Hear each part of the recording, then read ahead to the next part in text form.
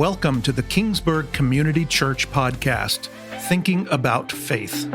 We pray that this podcast helps you deepen your faith in God and stir some inner thoughts about the Christian life. Hi, everyone. This is Pastor Ed. It's good to welcome you to the KCC podcast, Thinking About Faith. And this is episode number 81. First, I was going to give it the title of Church Architecture, but I thought no one would ever want to even click on that. So instead, I'm entitling it, Would You Come to Church? Look Around, because we're surrounded by a historic building that we do church in. And if you're visiting a friend at their church, look around, see what the difference is. I'm sure you're struck with. Gretchen and I love when we travel, which we do a lot, to find other churches to go to visit. And one of the things that I'm always curious about is the church architecture, because churches say something about the congregations that built them. Of course, early Christians in the first couple of centuries did not have church buildings. They met in houses or in areas that had large rooms. Sometimes they met together outside. There's plenty of room there. And in times of persecution, they had to hide. And so sometimes they had secret meeting rooms. And we know that at least in some instances, their secret meeting rooms were underground in tunnels where the dead were buried. These tunnels were called catacombs. You can visit catacombs under Rome and many of the ancient Mediterranean cities. And because the Romans were fearful of the dead and were superstitious, they didn't want to spend any time down in the catacombs. Because Christians were not superstitious and did not fear the dead, they actually would have chapels in the catacombs. And we have some with some of the earliest religious art. And there they worshiped, surrounded by the dead in the catacombs. And they had Christian chapels there. By the time of the 3rd century, churches still looked like houses, but they began to be specifically designed for gatherings of Christians, for preaching, for teaching, for baptisms, for sharing the Lord's Supper, and for having love feasts together. So by then, they still needed, because Christianity was often persecuted and was sometimes tolerated, but never really legal in the Roman Empire, they still disguised the churches to look like houses. Gretchen and I were in Amsterdam last year, and there in Amsterdam is one of the very early Catholic churches in Amsterdam. Amsterdam was one of the first Protestant towns. So because of that, the Catholic cathedral was turned into a Protestant church. But there's famous religious tolerance in Amsterdam and throughout the Netherlands, and that led to their prosperous trade.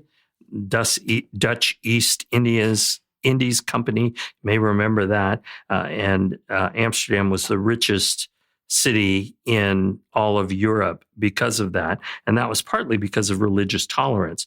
And that meant they couldn't have legal Catholic churches, but you could take a house and have a Catholic church inside of it. And we went and visited a very old church there that, all the churches are all the houses are in rows there in Amsterdam above the canals. And this was I believe, a 4-story house. And the upper 2 stories had been turned into a very long and narrow church, Catholic church. And it's just beautiful. You go up there and you can see how they squeezed every inch. The pulpit actually folds out. So the priest could preach from a pulpit there, and it's a 2-story, very narrow sanctuary. But from the outside, as you walk along the canal, you wouldn't have been able to tell that there was a Catholic church inside what looks like not an ordinary house, a very prosperous. The gentleman whose house this was in was a very wealthy trader, and because of that, he was able to endow this Catholic church. And there was a priest living there and a couple of nuns in the back of the structure as well. It was only with the Edict of Milan in the 4th century under the Roman Emperor Constantine, where Rome, the Roman Empire, legalized Christian worship. And throughout the Roman Empire, many churches began to be built for the express purposes of worshiping God. Some of these churches were in repurposed temples that had been built to honor pagan gods, but they were repurposed for Christian worship. And these churches were designed to, the form followed the function. So they looked at the things that the Christian church did. The Christian church was not big on, there wasn't an animal sacrifice component of it. So the pagan temples had animal sacrifice. Well, you're not going to do that in a Christian church. A Christian church is focused around the Lord's Supper and preaching and teaching. And so because of that, the floor plans reflected that. Many of the early churches were round or square. And then over time, as the liturgy was developed, especially the liturgy of the Lord's Supper, the nave where the people sat became long and narrow, and then with an altar in the front, often under a dome, and the dome, represented God's being the God of all the universe, and sometimes that area that had the dome was octagonal. Or usually it was round. And then later on in the development of Christian architecture, they turned that nave with the dome in front into the nave was the long part of a cross. And there were 2 arms that came out from the side of where the dome was. These were called transepts. And then at another spoke kind of came out on the opposite side of the nave. That was called the choir. And at that point, churches and cathedrals began to be cross-shaped. And many of the churches, if you ever go to Europe, you'll see that they're cross-shaped. And even today, many more Catholic churches or Episcopalian churches may be in the shape of a cross. So the big Episcopal Cathedral in New York City, St. John Divine, is cross-shaped. It's very traditional cross shape. During the ages, the Middle Ages of the church, architecture grew, and people wanted their churches to be tall. They wanted the spire to point toward God. They wanted it to be the tallest and largest building in their community. So they began to build upward. And this involved very thick walls because you didn't want the roof to push the walls apart and have the walls fall down.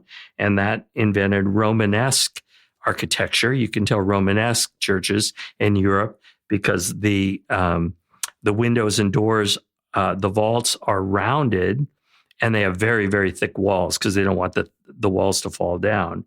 And that gradually shifted to Gothic. And Gothic, in order to keep the walls from falling down, they built these buttresses off to the side of the nave that just held the walls from falling down. And as Gothic turned into Baroque, the buttresses became very thin and very spidery, beautiful tracery. Part of Notre Dame, as it's been was built, is very, very Gothic and very beautiful. And that also allowed the walls to be strong enough to allow for large windows. This is when stained glass and rose windows and things like that became popular. And of course, the whole idea was to create an atmosphere in this largest building in a city, an atmosphere of reverence and awe and beauty. And one of the things that I think the Catholic Church in the High Middle Ages was very good at was connecting the idea of beauty with the idea of God. So this is when Gregorian chant, much of the High Baroque, Bach, Mozart, they all, Brahms, they all did religious music. They did requiems for the dead. They did masses. And of course, on the Protestant side, Handel, Messiah. So the connection between beauty, the church ought to be a place of beauty, not just of preaching and teaching. And I think that's a feature of Catholic churches. They don't always pull it off, but I like that connection of beauty with worship. After the Protestant Reformation, one of the things that the Protestant Reformation was protesting against was the amount of money that was going into building St. Peter's in Rome. And so the Germans didn't like the fact that all this treasure was going over the mountain, over the Alps into Rome to make Rome richer and to make corrupt popes that much richer. And so because of that, Protestant churches began to be much less ornate. In fact, in Geneva, the ideal church was kind of an oratory hall and with no pictures, with no beauty, really kind of blah, just a pulpit in a room where people could sit in chairs and listen. So none of the statues of the High Middle Ages, none of the paintings, not often with an organ for helping with hymns, but nothing else. Very, very austere. And of course, there were many variations on that. Some Protestant churches were very ornate. If you go to St. Paul's in London, it's a beautiful church. Christopher Wren designed it. It's not as ornate as St. Peter's or as the Catholic churches in Europe, the great Catholic cathedrals, Notre Dame in Paris or Cologne Cathedral in Germany, but it's still a pretty beautiful building. Here in the United States, because we were a frontier country when the gospel came here, most worship churches, worship space is fairly austere and unadorned. It's fairly plain. So you have the New England, the typical white church with the tall steeple. If you go inside, the old ones actually have stalls, so the pews are in family stalls, but there would be a pulpit on one side in the front and a lectern on the other side, maybe a low table for communion, windows to let light in, but often not stained glass windows, and just not very ornate at all. When you come into KCC, you're coming into a church, an historic design. It's actually called the Akron Plan. And the Akron Plan first came into being in the late 19th century, somewhere around 1870, right after the Civil War. And it marked the beginning of the Sunday school movement. The whole idea that in Protestant churches, we wanted people to be educated in the Bible. And starting from the youngest ages, that children should be instructed in the Bible. And so because of that, the Akron Plan in Akron, Ohio was designed, and the features of Akron Plan churches is a radial design. Now, so if you look at our sanctuary, it's on the diagonal, and the church, the pews wrap, and the chairs upstairs wrap around the pulpit. And the whole idea was that the Sunday school teacher or superintendent could give a Bible lesson from the platform, and everybody who was in the seats could listen, and then they would break up into each individual age group Sunday school. And I mean, people who remember this at KCC are now all gone. But I can remember when I first came as pastor in 91, there were a number of people who remembered having Sunday school in, there were Sunday school meetings in each of the foyers. So the 3 foyers downstairs, as well as the 2 foyers and the foyer in the tower room upstairs. Each one of those had a Sunday school class. I believe it was the men's adult class met in the choir loft. And then the pastor's office, back when that our sanctuary was built, that was all that was built. There wasn't the rest of where the coffee house and, all the rest of the buildings weren't there. So all they had was the sanctuary building. And when it was first built, the basement was not as deep as it is now. So I'm not sure that they had classes down in the basement. It may have just been a place for the boilers. And but later it was dug out. I think that was actually around the time of the World War II that it was dug out and was made deeper, and concrete was poured downstairs. But anyway, the pastor's office was the room behind the cross in the front of the sanctuary now. It's a equipment storage room now, and the choir loft was narrower, so that room was actually larger, but that was the pastor's study. And then on the other side, where the mother's room is now, that was the church office. And, there was a restroom, which was still used now. And then down a landing, if you go down the stairs, they're very, very steep stairs, there was another restroom, which was the men's restroom. And I have a feeling that level where the men's restroom was, that may have been as deep as the church was initially.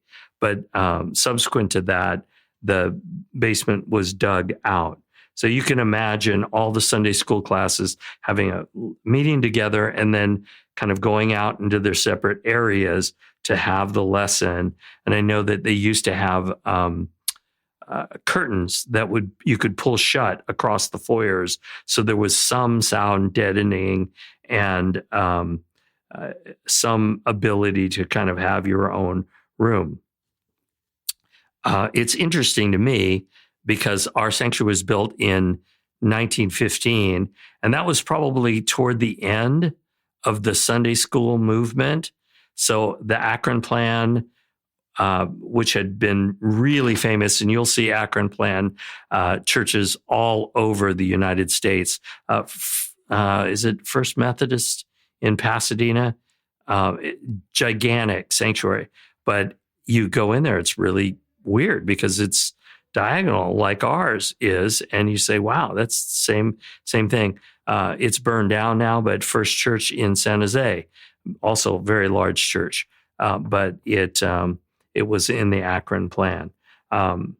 So that fan-shaped seating, it was kind of a thing for about 50 years around the turn of the century. And I think it's ironic that the fan shape in a sanctuary, not for Sunday school, but for the sanctuary, it's actually back in style since the auditorium style that kind of came in with the megachurch movement. And the idea was that you wanted there to be close intimacy, as close as possible, between the preacher and the farthest corners of the sanctuary. I love the floor plan of our sanctuary because when you're preaching, you're close to everyone. You can see their eyes. That's a good thing. It's a preacher's dream. Back in the 1940s, after the war, from the 1940s through the 60s, my theory is that all the GIs came back from the war and they wanted to get married, and the parents of the bride, if the church was thinking about building a new sanctuary, they wanted a long center aisle for the bride to come down. And so through the 40s to the 60s, we started building churches long and narrow with a long center aisle made for beautiful weddings and for a high platform where the wedding party could be seen, and a significant gap between the top of the platform where the preacher was and the first row of seats. So you could have, the wedding party in there. You could have, a piano at the base of the platform or an organ or what have you. And so it was horrible for preachers because it seemed like the front row of people listening to you was halfway back in the sanctuary, but it was beautiful for weddings. When our sanctuary was built in 1915, our architecture actually didn't match our theology very well. They just did things that seemed right because they were traditional. And because of that, initially, our sanctuary was built with what we would call a divided chancel. And that meant that there was an altar rail, communion rail, between the seats in the sanctuary and the pulpit where the pastor preached. Also, underneath where the cross is today, there was an altar table, and there was a pulpit on one side. I believe the pulpit was on the right side as you looked at the platform, and the lectern was on the right side and the pulpit was on the left side. So the scripture was read from one side and the gospel was preached from the other side. I know the Lutheran Church still has that pulpit and lectern design. I'm not sure anybody else in town other than the Catholics. And with the Catholics, their lectern is on the left side and their pulpit is on the right side. But that's kind of a very traditional look. And of course, it puts the altar, the table, in the most prominent place. And again, that's a holdover from Catholic theology, where the Mass, the actual celebration of what we call communion, would be the center of the worship service, whereas we believe the preaching of the word is central to the worship service. So the way we have the sanctuary set up now is actually more truth to our theology, where the pulpit is in the center. And in fact, we don't even have an altar table in the sanctuary, in the front of the sanctuary, except on Communion Sundays, which is the first Sunday of every other month, so once every 2 months. And so, again, emphasizing the centrality of preaching the word as opposed to the sacrament, because for us, the sacraments are a memorial meal. And we don't even have a baptistry in our church, so that we don't have a tank or, we do have a small baptistry for sprinkling, which is one of the modes of baptism, but that's rarely ever used anymore because we like the visible sign of someone actually being immersed in water. So we borrow the Schul's swimming pool to do baptisms.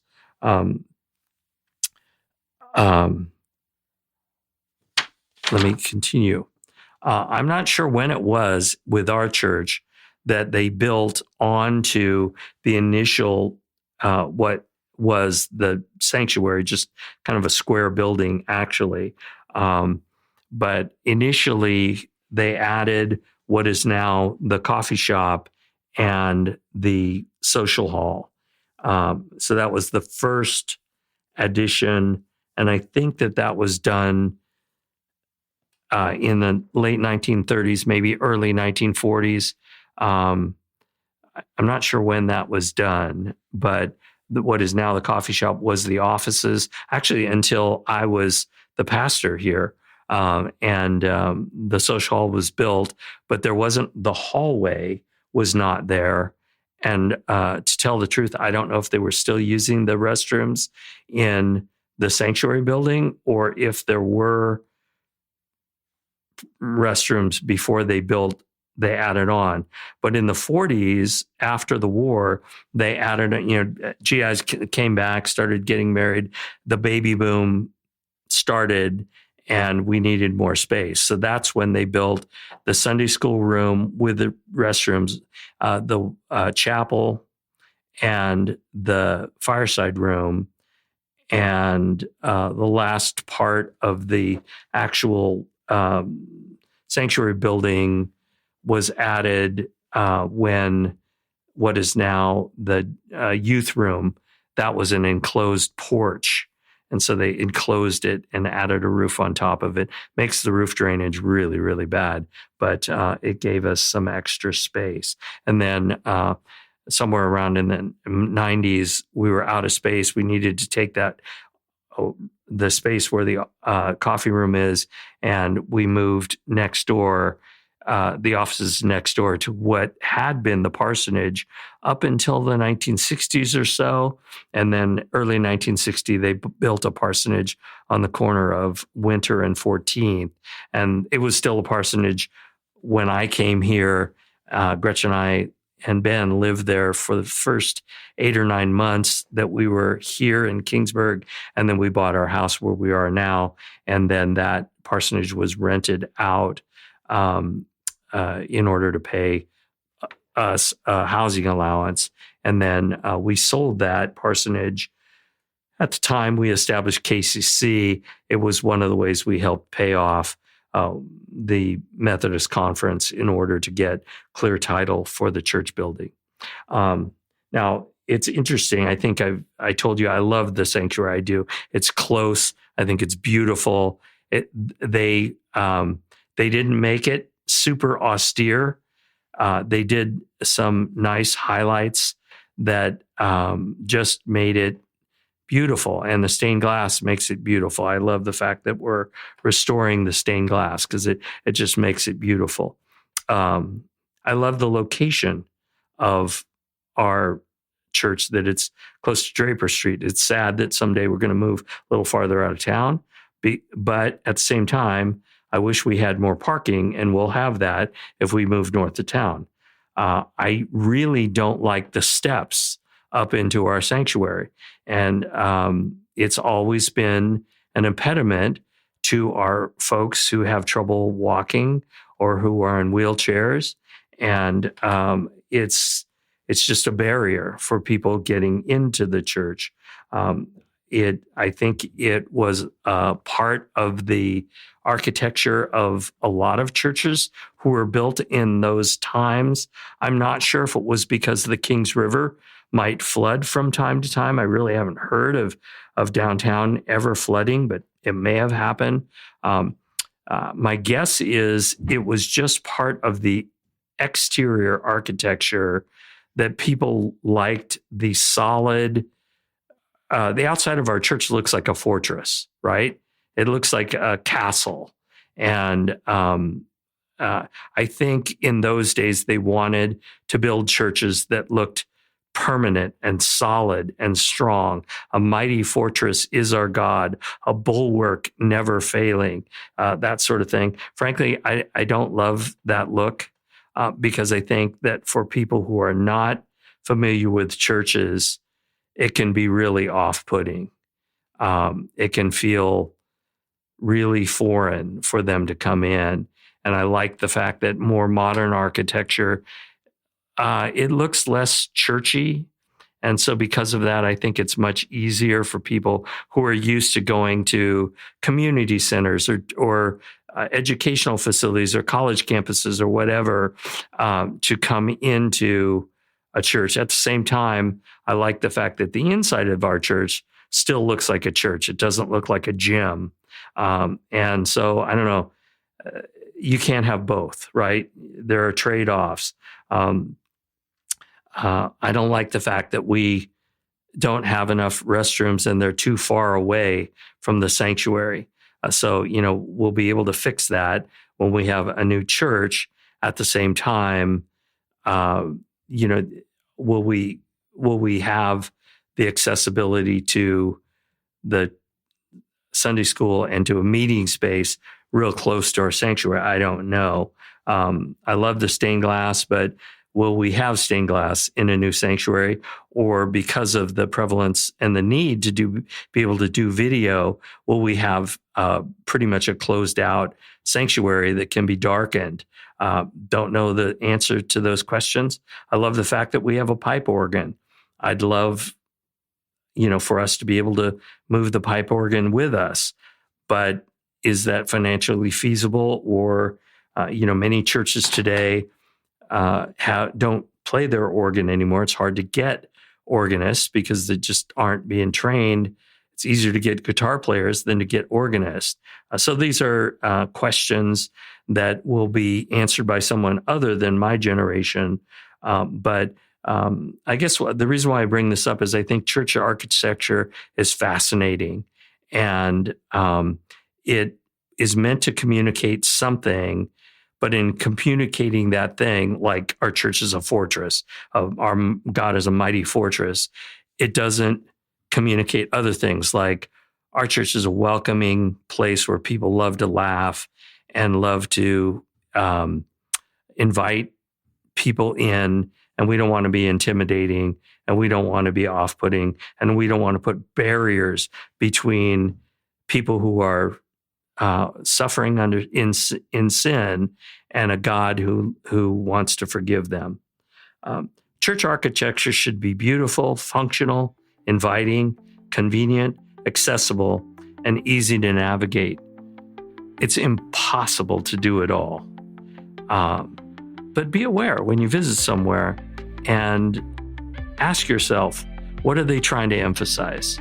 What are they trying to communicate? And are they doing a good job? All right, have a great time. See you next week.